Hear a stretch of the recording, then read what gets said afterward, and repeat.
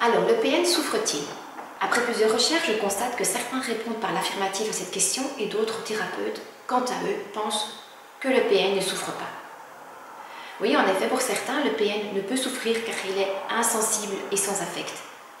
Alors je vais faire preuve de discernement et vous dire que le PN souffre, mais qu'il s'efforcera toute sa vie de mettre en place des mécanismes afin de ne pas souffrir.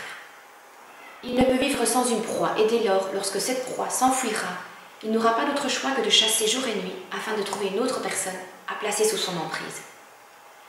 Imaginez-vous que cette façon de faire n'apporte aucune souffrance?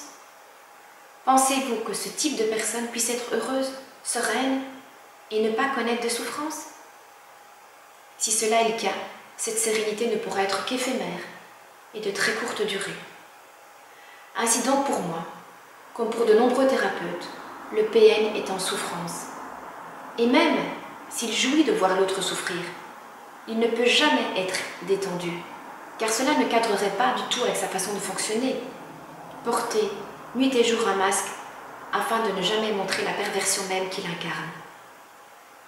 Certes, à certains moments, et notamment lorsqu'il verra que sa proie commence à se poser des questions, il aura du mal à garder ce masque pour continuer à faire bonne figure. Et c'est précisément dans ces moments-là que vous pourrez constater à quel point il est en souffrance, nous amenant même à ressentir de la pitié pour lui. N'oubliez pas que, sans trop rentrer dans les détails, la personnalité perverse narcissique se construit autour d'un moi totalement immature.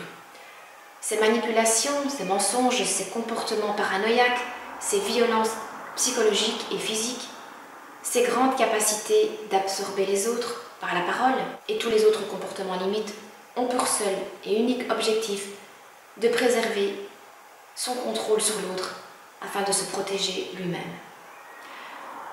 Tous ces comportements-là, entre autres, sont des adaptations et des protections qui permettent au pervers narcissique de ne pas être happé par le vide qui constitue son centre et dans lequel il se disloquerait. Il faut savoir que le pervers narcissique possède un moi tout à fait immature. Par conséquent, le pervers narcissique est obligé de refouler sans cesse et de composer à chaque moment avec cette peur immense de sa propre mort psychique. Dans son fonctionnement instinctif de protection personnelle, le pervers narcissique est constamment en alerte, toujours aux aguets. C'est un être en perpétuelle carence que rien ni personne ne pourra jamais combler. Ainsi donc, comme le disent les psychothérapeutes, le PN se trouve dans un état limite, état dans lequel il court perpétuellement le danger de basculer dans la psychose, qui engendrerait une destruction, voire un morcellement psychique. Alors comment fait-il pour éviter cela? Eh bien, il utilise l'autre afin de ne pas tomber dans sa propre folie. Il va devoir en permanence tenter d'éviter les conflits, les frustrations, les contrariétés et tout ce qui pourrait démontrer son impuissance et qui l'obligerait à voir sa propre faiblesse. Par conséquent, pousser un pervers narcissique à reconnaître ce qu'il est peut être très dangereux car cela risquerait de déclencher chez lui un réflexe de survie d'une grande et incontrôlable violence. Le PN devra mettre en place toute une série de mécanismes afin d'assurer un contrôle absolu de son environnement. Ce qui nous mène à la question fréquente que nous victimes nous posons.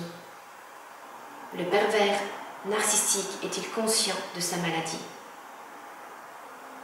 J'en parle dans une autre capsule. Mais en fait, il en est très certainement partiellement conscient, car il sait qu'il doit éviter tout conflit pour pouvoir survivre. Cependant, son ego démesuré bâti sur l'angoisse de la dislocation de son moi l'empêchera de reconnaître son comportement anormal et donc de pouvoir y faire face.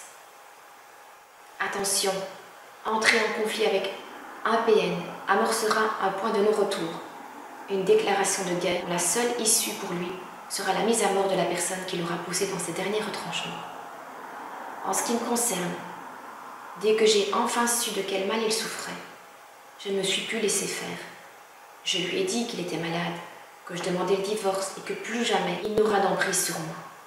Mon Dieu, je constate avec effroi aujourd'hui comme j'ai été inconsciente. Les scènes violentes qui ont suivi ont fait que sans l'aide de mes enfants et des forces policières, je ne serais plus là aujourd'hui pour témoigner. Quand un PN sait que sa proie lui échappe, il laisse tomber son masque, montre son vrai visage et devient extrêmement dangereux. Tant qu'il sait qu'il a une chance d'exercer son emprise sur vous, il saura se maîtriser. À partir du moment où il a conscience que vous lui échappez, il ne sera plus du tout le même, ou plutôt si, il sera vraiment lui-même, mais il devient fou et ne maîtrise plus rien. Vous constituez une menace qui remet en question tout son être et cela lui est tout bonnement intolérable. Vous l'aurez compris, vivre en permanence au bord d'un gouffre, lutter contre un stress énorme et être contraint d'exercer un contrôle hyper strict de l'environnement, des autres et de lui-même aussi, se révèle être une perpétuelle souffrance. Le PN souffre tellement qu'il est obligé de passer son existence à faire souffrir l'autre pour moins souffrir lui-même. Par conséquent, le PN peut tomber dans la dépression et même aller jusqu'au suicide pour éviter le morcellement psychique de lui-même. C'est triste. Cependant, avant d'arriver à cet extrême, il tentera vaille que vaille de trouver une nouvelle proie, ce qui est encore plus triste pour la proie.